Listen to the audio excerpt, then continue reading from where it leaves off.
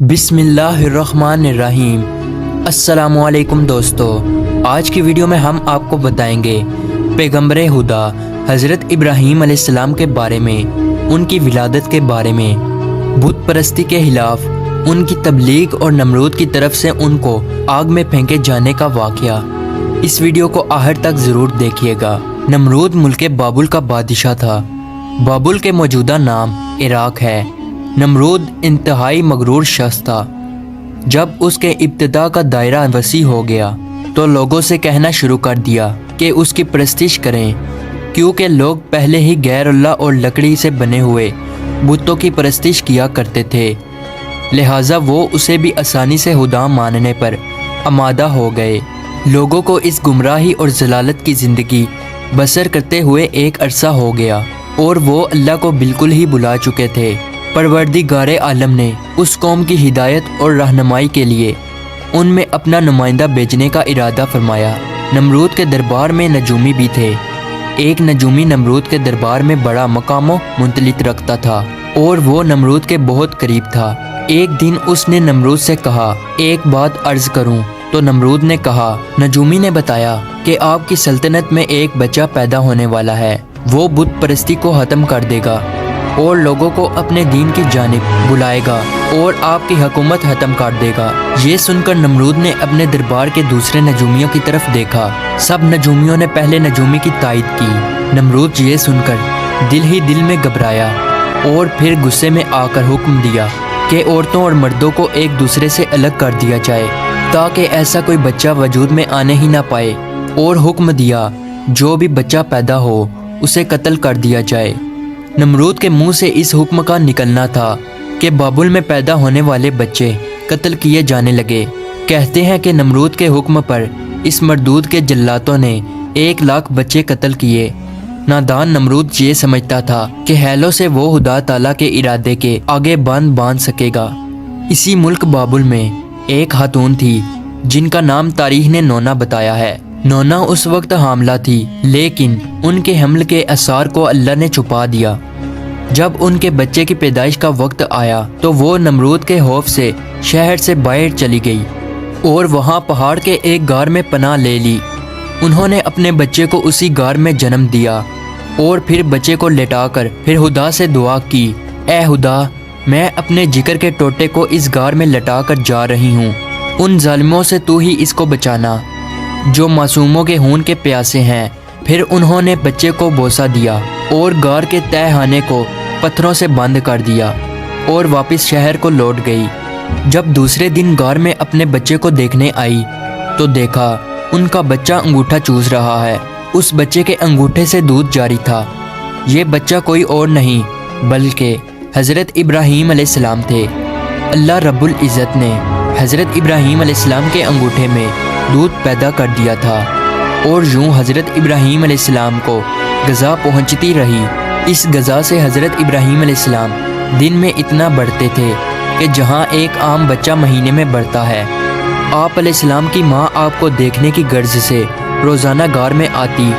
जब आप अलैहिस्सलाम की उम्र 2 साल हो गई तो वो बातें करने लगे, और जब आपकी उम्र 7 साल को पहुंची तो आपकी वालिदा ने बड़ी बड़ी बातें और अखलाक सिखाने लगी। कमज़ोरों की मदद करना और अल्लाह रब्बुल इज़्ज़त के गुज़रे हुए पैगंबरों के वाक़यात सुनाया करती। मगर उन्हें क्या मालूम था कि वो जिस बच्चे की तालीम और तरबियत में लगी हुई हैं वो खुद ही एक पैगंबर हैं। आप अलैहिस्सलाम ने अपनी ज़िंदगी के 13 साल उसी गार में गुजारे। उन्होंने एक दिन अपनी माँ से कहा, माँ, मुझे भी अपने साथ शहर ले चलें। माँ ने जवाब दिया, बेटा, शहर में तुम्हारे लिए खतरा है। इसलिए हज़रत इब्राहीम अलैहिस्सलाम रात को उस गार से निकलकर शहर में दाखिल हुए। हज़रत इब्राहीम अलैहिस्सलाम का एक चचा था जिनका नाम आज़र था। यहाँ पे एक नुक्ते की वजाहत करता चलूँ तो रात में आज़र को हज़रत इब्राहीम अलैहिस्सलाम का चचा कहा गया है, जबकि उनके वालिद का नाम तारिक था। कुरान मजीद में उनके वालिद का नाम आज़र कहा गया है। बहुत से उल्मा का अजमा है कि आज़र हज़रत इब्राहीम अलैहिस्सलाम का बाप ना था बल्कि उनके वालिद तारिक थे और वो मुसलमान थे। अरबाब नस्ब का भी इसी पर इत्तफाक है कि हज़रत इब्राहीम अलैहिस्सलाम के वालिद तारिक थे। लिहाजा कुरान मजीद और अक्सर हदीसों में जो आज़र को बाप कहा गया है वो मजाज के तौर पर है, क्योंकि वो हज़रत अलैहिस्सलाम का चचा था और अरब में ये रिवाज है कि चचा को बाप कहते हैं। या ये भी हो सकता है कि वो आपका चचा ही रहा हो और तारक की वफ़ात के बाद उनकी वालदा से उक्द किया हो और आपकी तरबियत की हो, इसी सबब से उसको बाप कहा गया है। आज़र मिट्टी, पत्थर, लकड़ी के बुत बनाता, उनको खुद पूजता और लोगों के हाथों फरोख्त कराता था। इस तरह उसका कारोबार बहुत फैला हुआ था। आज़र के बेटे भी बुत फरोशी करते थे। जब हज़रत इब्राहीम अलैहिस्सलाम गार से निकलकर शहर में गए और अपने चचा आज़र के पास पहुँचे तो आज़र ने हज़रत इब्राहीम अलैहिस्सलाम को भी अपने बेटों के साथ बुत बेचने के लिए भेज दिया। हज़रत इब्राहीम अलैहिस्सलाम ने बुतों के गले में रस्सी बांधी और उन्हें ज़मीन पर घसीटते हुए ले गए, जिससे वो मिट्टी, कीचड़ और कूड़ा करकट से आलूदा हो गए। फिर आवाज़ लगाई, ऐ लोगो, आओ और मुझसे वो बुत खरीदो जो बेजान है, अक्लो होश से खाली हैं और कोई नफ़ा या नुकसान नहीं पहुंचा सकते। बुतों के साथ हज़रत इब्राहीम अलैहिस्सलाम का ये सलूक बुत परस्तों की नज़र में बेहद तौहीन आमियत था। फिर बात यहाँ तक आ पहुँची।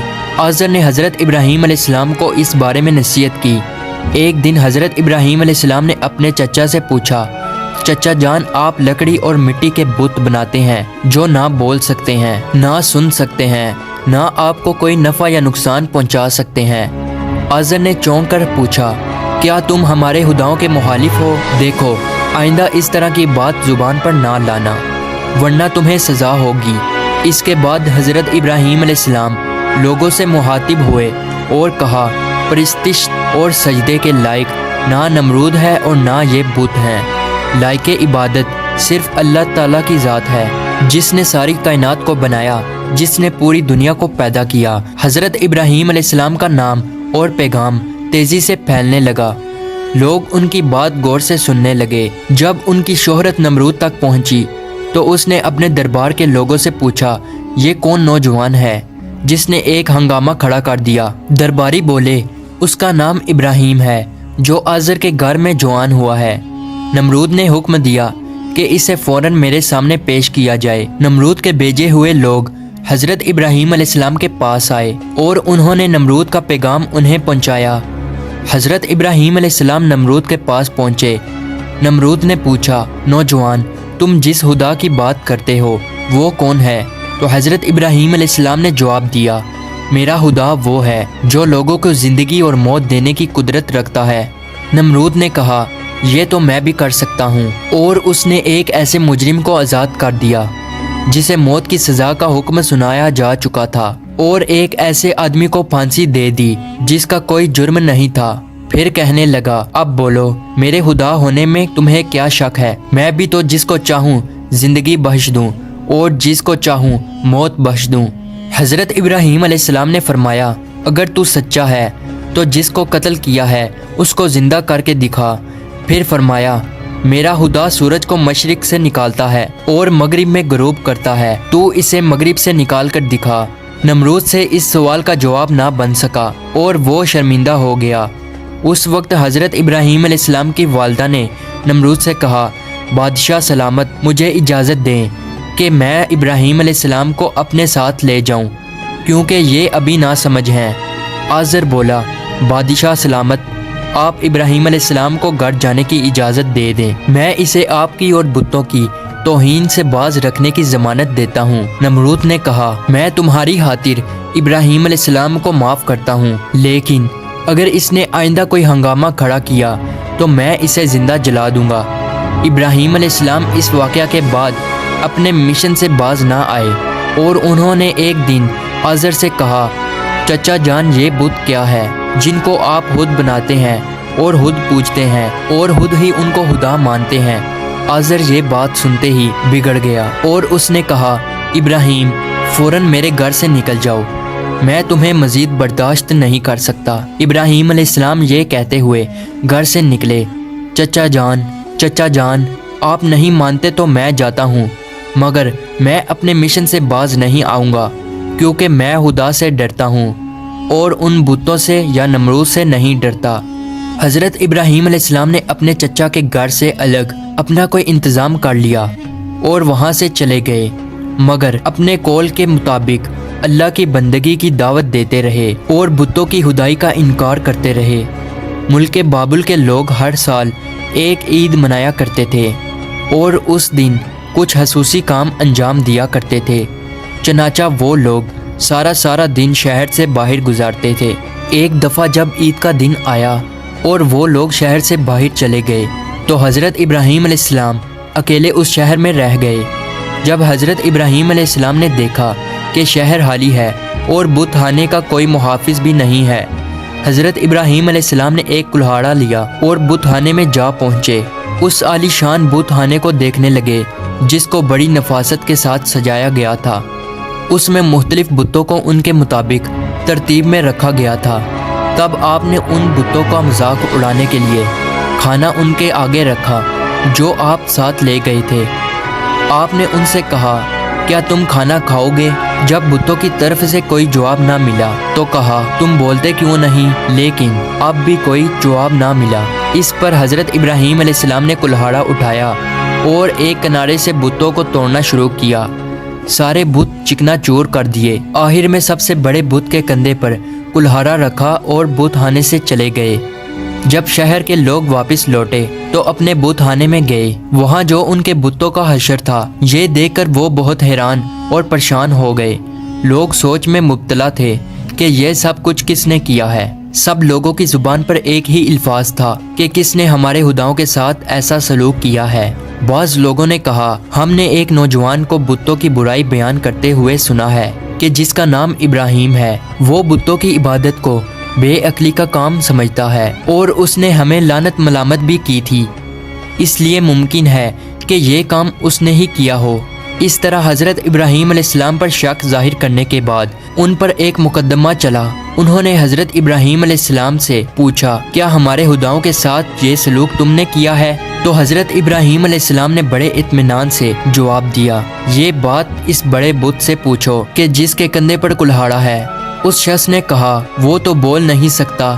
हज़रत इब्राहीम अलैहिस्सलाम ने जवाब दिया, जी हाँ, बोलना तो दूर की बात है, अगर इसकी आंख पर कोई मक्खी भी बैठ जाए तो ये उसे भी उड़ा नहीं सकता। भला दूसरे को कोई नफ़ा या नुकसान क्या पहुंचाएगा? मगर ताज्जुब की बात यह है कि तुम लोग फिर भी इस मजबूर लाचार को खुदा मानते हो, इसको सजदा करते हो और इसकी पूजा करते हो। बस नहीं करते हो तो उस खुदा की इबादत जिसने सारी कायनात को पैदा किया और जो हर चीज़ पर कुदरत रखता है। लोगों ने हज़रत इब्राहीम अलैहिस्सलाम की बातें बड़े गौर से सुनी और सोचने लग गए कि वाकई ही नौजवान सच कहता है। सचमुच लकड़ी, मिट्टी और पत्थर की मूर्तियों में क्या ताकत है। लेकिन एक आदमी के दिल पर आप अलैहिस्सलाम की बातों का उल्टा ही असर हुआ।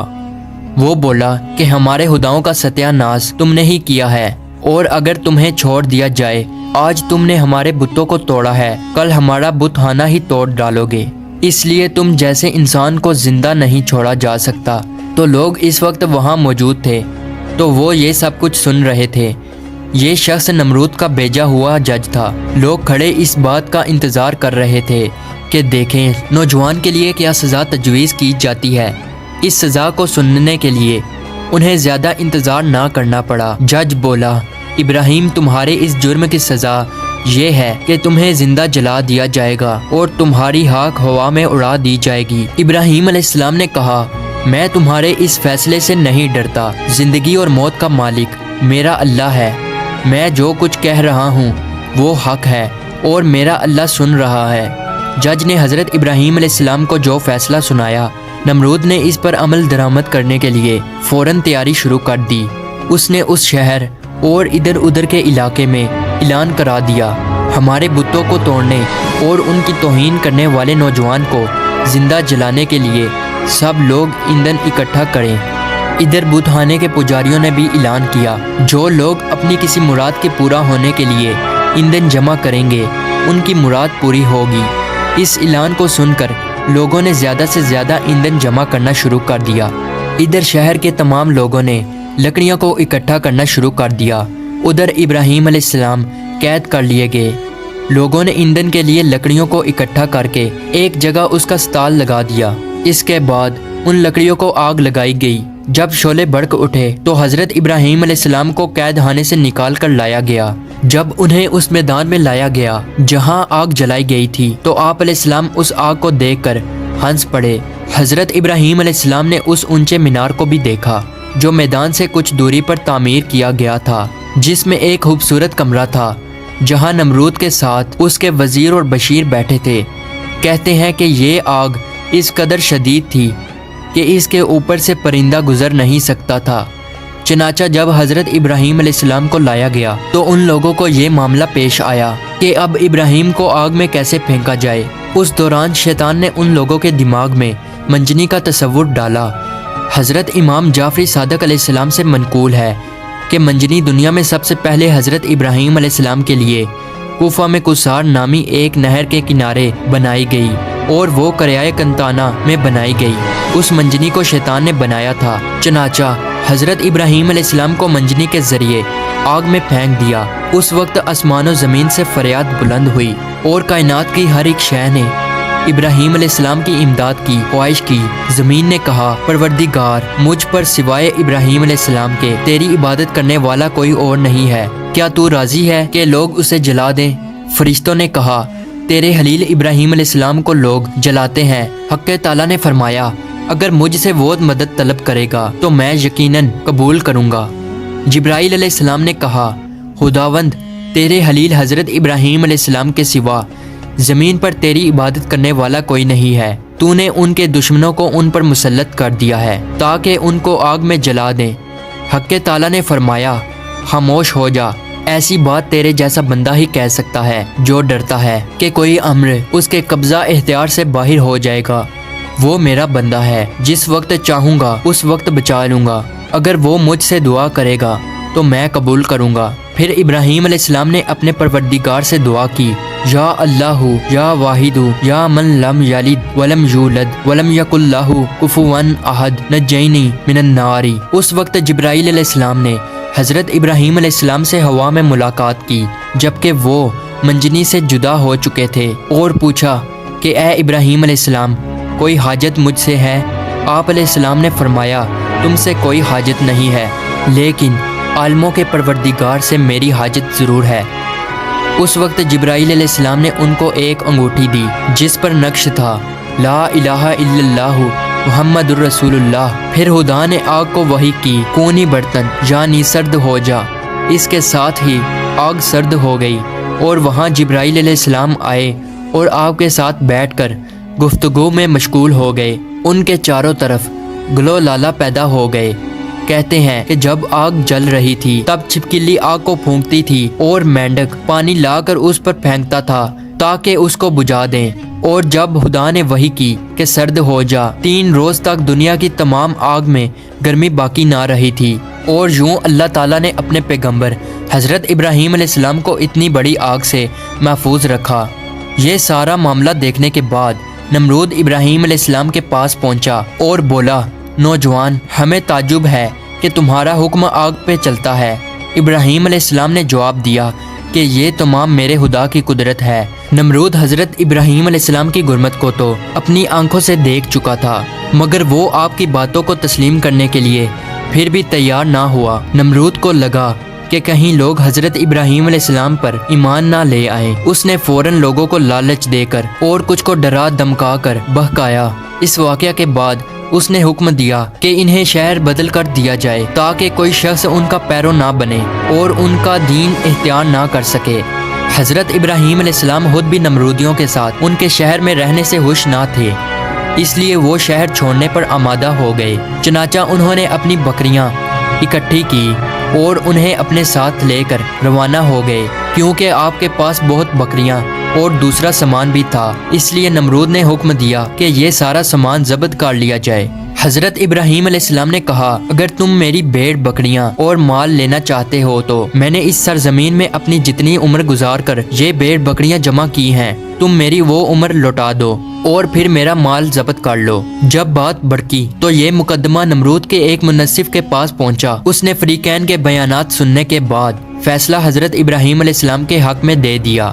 तब आप अपनी बकरियां और दूसरा सामान लेकर अपनी बीवी सारा और अपने भतीजे हजरत लूत अलैहिस्सलाम के हमरा बाबुल छोड़कर चल दिए। अक्सर मुअर्रकों और बाज़ मुफस्सरों ने जिक्र किया है कि आग से निजात के बाद हजरत इब्राहीम अलैहिस्सलाम ने नमरूद को दीन हक की दावत दी। उस शकी ने कहा, मैं तुम्हारे खुदा से जंग करूंगा, और एक दिन मुकर्रर किया। उस रोज नमरूद बेशुमार लश्कर लेकर मैदान में आया। इब्राहीम अलैहिस्सलाम तन्हा उसके मुकाबला में खड़े हुए, यहाँ तक कि हक़ ताला ने सबसे कमजोर महलूक मच्छर को भेजा, जिनसे फजा तारीक हो गई, और वो लश्कर वालों पर हमला आवर हुए और उनके सर और नाक में लिपट गए, यहाँ तक कि सब के सब भाग खड़े हुए। नमरूद भी जलीलो रसवा होकर वापस आया, लेकिन फिर भी ईमान ना लाया। तो खुदा ने एक कमजोर मच्छर को हुक्म दिया कि उसके दिमाग में घुस जा, तो वो उसके दिमाग में जाकर उसका मगज खाने लगा। नमरूद इस कदर बेचैन हो गया कि चंद आदमियों को मुकर्रर किया कि चप्पल की बारीक नोक उसके सर पर मारी जाए। नमरूद को इसी हालत में 40 साल गुजर गए, तो वो ईमान ना लाया, बिलाखिर इसी हालत में मर गया और इस पर जहन्नम मुसल्लत हो गई। उम्मीद है हमारी आज की वीडियो आपको अच्छी लगी हो, तो इसे लाइक और सब्सक्राइब जरूर कीजिएगा।